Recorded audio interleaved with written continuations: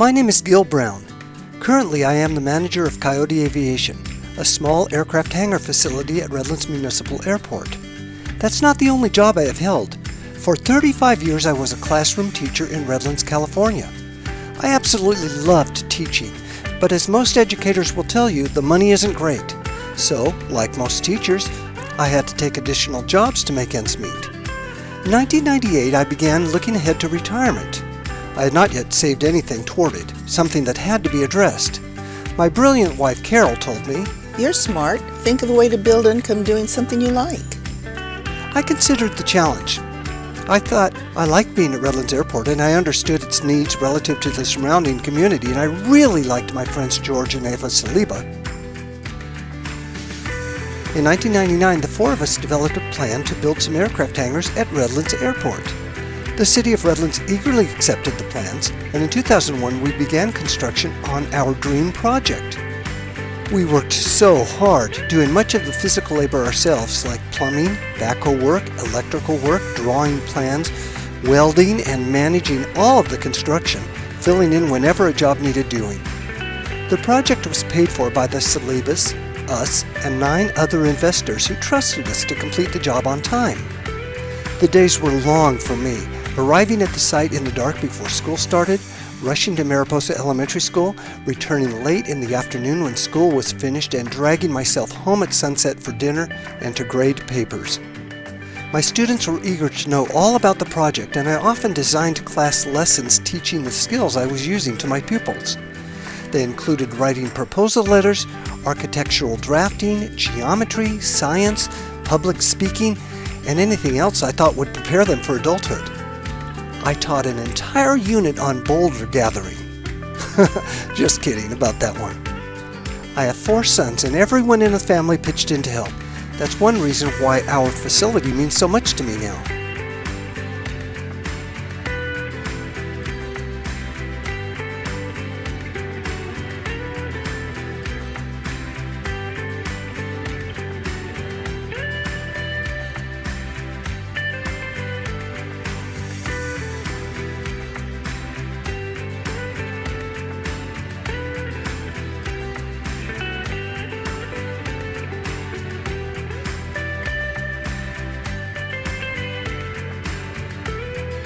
Since opening our hangar doors, Coyote has contributed much to the community. We've hosted many events that benefit the citizenry of Redlands, enjoying every minute of them.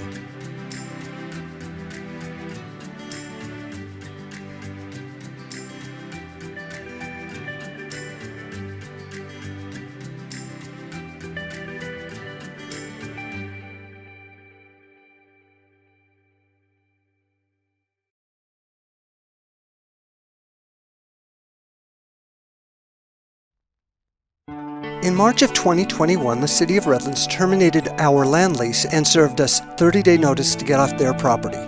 It was a shocking surprise. We were told we were late in exercising our first 15-year option to extend our land lease. But we had worked with the city's own authorized representative to extend our tenure. Besides that, there was an obvious wrong termination date in the lease. Let's examine that.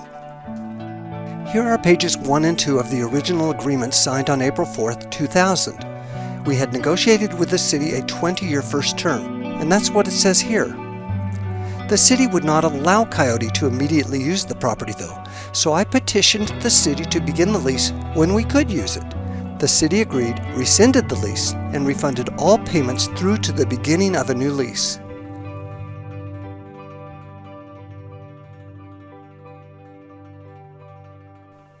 The Redlands City Council even recognized that fact in session.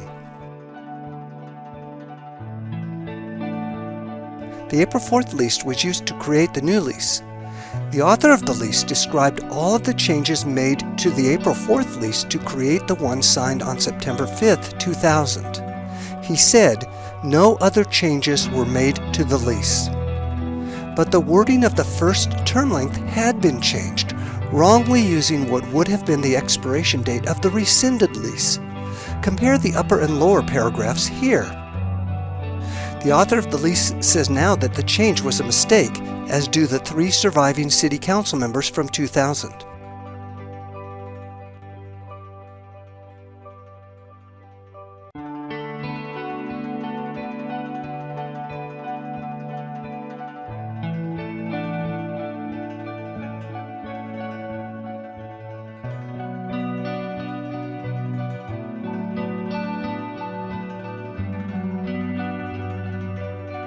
But there was another mistake.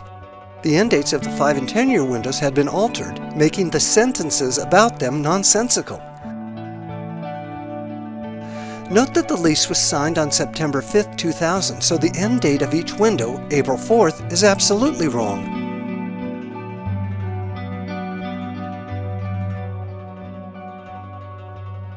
The unauthorized alteration of the termination date language caused a domino effect with the rest of the land lease. For example, over the lease's full term, 16 triennial consumer price index adjustments were to be made to the lease rate. In the April draft, all of the end dates of the periods fell on the same date as the termination date, April 4th. But because of the change made to the termination date in the September lease, not one of the 16 was aligned. That was also true of the 29th year adjustment period end date. If you are keeping score, according to the lease itself, it is 19-1 against the April 4th termination date, yet the city still uses that date as an excuse to end our tenure.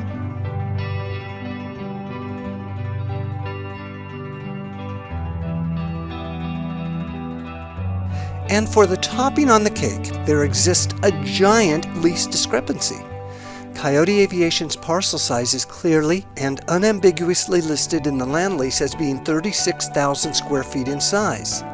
But the City of Redlands has been invoicing and charging Coyote Aviation for 53,658 square feet for over 2 decades. Either the lease is incorrect, or the city has been overcharging Coyote Aviation. The city's position, of course, is that the parcel size in the document is wrong, but the termination date is correct. This is the most recent lease offer the city has given to Coyote Aviation. Notice that the size of the parcel has been changed from 36,000 square feet. Here, I'll make it easier for you to see. The City of Redlands pledged to correct the termination date, along with that significant error in the parcel description in 2001.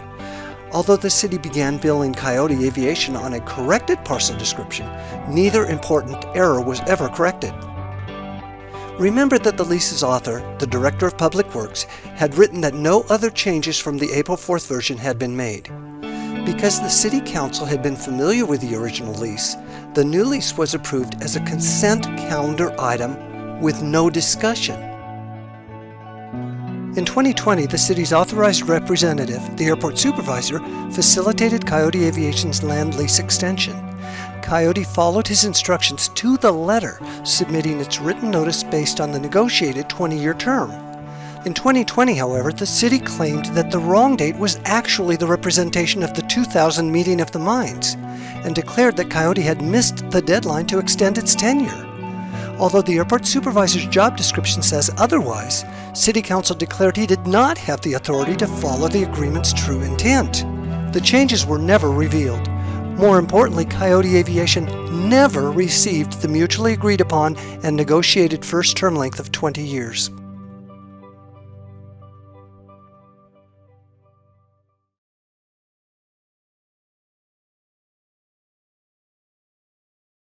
Okay, let's do a little framing of this next chapter for you.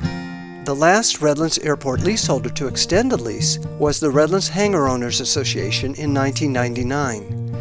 The renewal language in their lease was similar to the language in Coyote Aviation's lease in that it did not specify the city person who actually would receive and act on that notice, the act being simply the recognition of Redlands Hangar Owners to continue tenancy. However, when the time came, the notification was given to the person holding the same position as the 2020 Airport Supervisor. That was all that was necessary. Now, in court, the City of Redlands has downplayed the Airport Supervisor's role by saying that he was not able to enter into or approve contracts with Coyote Aviation, by disputing the fact that he has any authorization to administer leases and contracts, and by describing him simply as an employee of the municipal airport and one of the vague municipal airport employees. But in late April of 2019, the City of Redlands Department of Facilities and Community Services posted on its website a job opening for the Redlands Municipal Airport Supervisor. The posting highlighted the necessary background of the applicant and the specific responsibilities of the position. This is the application. And here's a condensed version designating authority and responsibilities relative to the lease extension of Coyote Aviation. To the left is City Code. Notice that the Airport Supervisor is an authorized designee of the Facilities and Community Services Department. On the right, you will see he is recognized as the city's representative. In his capacity, he is tasked with administering the rental and leasing of airport property. He is expected to interpret and enforce provisions of airport contracts and agreements, as well as make recommendations for changes. Carl Bruce Schaefer accepted the job under these stipulations of employment in November of that year. In December, he met twice with Coyote Aviation. He was aware then of Coyote Aviation's plan to exercise the first of its 2 extension options. On December 5, 2019, staffer Larry Alms accepted and deposited Coyote Aviation's lease payment for the 4-month period from January 5, 2019 to May 5, 2020. And on December 17, 2019, Supervisor Schaefer was emailed by staffer Larry Alms that Coyote Aviation was extending its tenancy 1 month past the termination date of April 4th to May 5th. A January 23rd email to me, 27 days before the lease's notification deadline, confirmed he was already working on the Coyote Aviation lease in January. How do we know this message is referring to Coyote's lease and not another? In January of 2020, there were only 3 leaseholders on the airport. One was Redlands Hangar Owners Association. Its lease will expire on April 30th, 2029. Another was Redlands Aviation. As you can see, its lease will expire on December 31st, 2029. Coyote Aviation's was the only lease to expire in 2020. This slide has a lot of information. The Airport Supervisor's job expectations, his message about renewals, and the expiration dates of the 3 leases.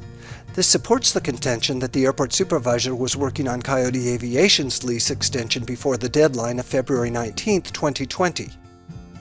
While Airport Supervisor Schaefer may not have had the authority to change anything in the lease, even the wrong termination date, he did have the authority to recognize the form of Coyote Aviation's written notification as valid, as well as set a date for a meeting during the pandemic to address potential changes to the agreement.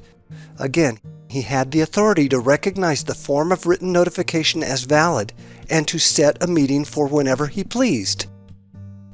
Supervisor Schaefer ultimately initiated a renewal meeting mid-pandemic 2 months after the lease's termination date, primarily to address the known errors in the written agreement, but he had long since recognized Coyote's exercising of the option to extend. On June 23, 2020, I met with Airport Supervisor Schaefer and his superior, Assistant Director of Facilities and Community Services Tim Sullivan, to make corrections to the lease agreement and submit a written request to extend the lease as a formality. Note that a request was not required because no city response was necessary. Although lease extension needed no approval from the city whatsoever, changes to the agreement were recommended that would require city action. When, 2 months later, the city refused to honor the extension, both Schaefer and Sullivan were surprised. After all, historical precedent and the city's own job description showed that only written notification, deemed by the airport supervisor to be satisfactory, was required.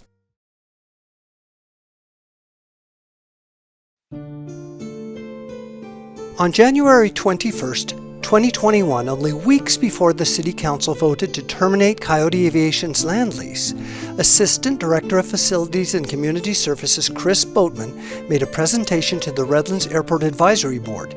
He showed the members that Coyote Aviation had received its negotiated 20-year first term, but he validated it by citing the wrong lease execution date, twice. These are two of his exhibits from that night. Notice that he cites the executed date of April 4th, 2000. That was wrong. It was signed on September 5th, 2000. So Coyote never got its 20-year term. In April, after Coyote's lease was officially terminated by the City Council, the city stated publicly again that Coyote had received a 20-year first term. I called the reporter who wrote the story for verification. The city did so again in June. I think that City Council and city staffers actually believed that Coyote had received the negotiated 20-year first term. because dialogue between Coyote Aviation and the City of Redlands never took place after the city's first declaration of Coyote's tardiness to extend, those at the city likely never realized that the lease actually did have an error. And the fact dialogue never occurred was very costly to Coyote Aviation. On February 5, 2021, only 2 weeks after Boatman's presentation to the Redlands Airport Advisory Board, the San Bernardino County Sentinel published a newspaper article shining a light on the City of Redlands' violation of the Brown Act. The city and city council, the paper alleged, had not allowed real-time communication between the public and city council during the previous months, exactly when Coyote Aviation was trying to initiate dialogue with the city. Let's go back to September 21st, 2020. I had heard that the city was planning to disallow our lease extension, one that I, the Airport Supervisor and the Assistant Director of Facilities and Community Services, had believed to be valid. Having not received confirmation, I contacted the city attorney, Dan McHugh. He told me that our lease had expired before we extended it, and that City Council would decide what to do about it.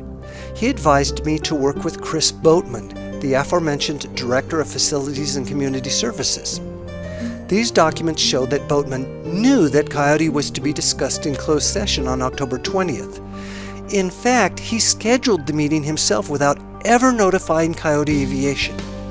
Here, I tell a friend of mine that Boatman suggested I wait a month to contact him. Boatman finally tells me of the meeting where Coyote will be discussed for the first time, but I find this out only hours before a written submission to communicate is due. Let me emphasize that. Boatman knew on September 25th that Coyote was to be discussed at the October 20th City Council meeting, and he did not tell Coyote Aviation about it until only hours before written communication to City Council was due, a policy in direct violation of the Brown Act. These emails show it. I received a letter after the City Council meeting on October 23rd, and that letter told me to wait until the new year to contact them again. I wrote to Boatman in early January, and he put me off until February. I pushed back.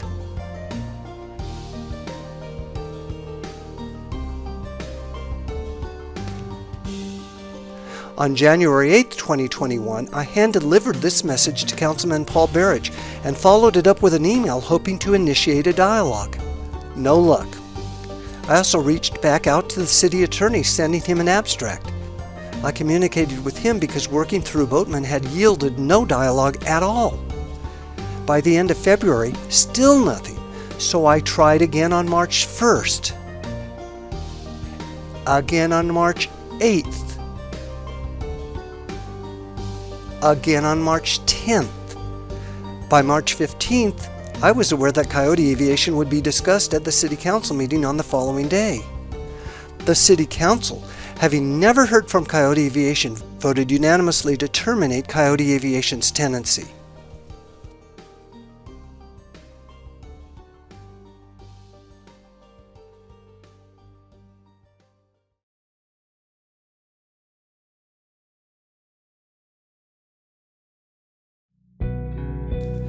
A little history.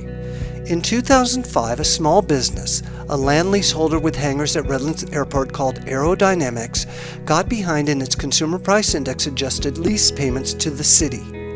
The city evicted Aerodynamics and paid the business about 60 cents on the dollar for their facility. That city-owned facility now, which the city did not pay to construct, is the largest producer of city revenue on the airport. Immediately after the first City Council meeting, for which we didn't receive proper notification, the city conducted a secret appraisal on our facilities. While I was told in October to wait until the new year, the city was preparing projections of the revenue-generating power of the Coyote hangars. While Chris Boatman was telling the Airport Advisory Board that Coyote had received a 20-year lease and had a sweetheart deal on the rental amount, he was asking the Airport Supervisor to prepare a spreadsheet showing how much money the city could make with the Coyote Aviation hangars. This as part of his strategy. Let's take a minute to look at that sweetheart deal, as the Redlands mayor called it. In two city statements, Coyote was portrayed as having a lease far below what was fair to the city. This position was presented to the Redlands Airport Advisory Board on January 21, 2021, before the members made their recommendations about Coyote to City Council. Might they have been under the impression that Coyote was not paying its fair share after seeing these slides? The truth is that Coyote was paying 3 times the average per square foot as the other two leaseholders.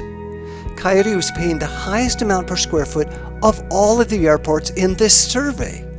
And while the other Redlands leaseholders had their leases adjusted to the Consumer Price Index every 5 years, Coyote's were adjusted triennially. Which party had the sweetheart deal, the city or Coyote Aviation? These actions went right up to the City Council vote to terminate Coyote Aviation's land lease. Afterward, the City of Redlands did make 2 new land lease offers to Coyote Aviation. Were they sincere? They were offers so astronomical as to be blatant violations of FAA grant assurances. Of course, neither would have allowed Coyote to remain in business. In fact, when asked about the way the city had determined the value of the land parcel, the city said it was calculated on the value of the land and the building. That means we would have been paying rent on not just the land, but on the building and facilities we already paid for. Huh?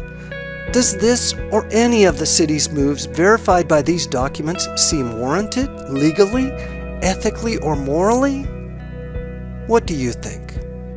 What a way to treat a minority-owned small business in the middle of a pandemic.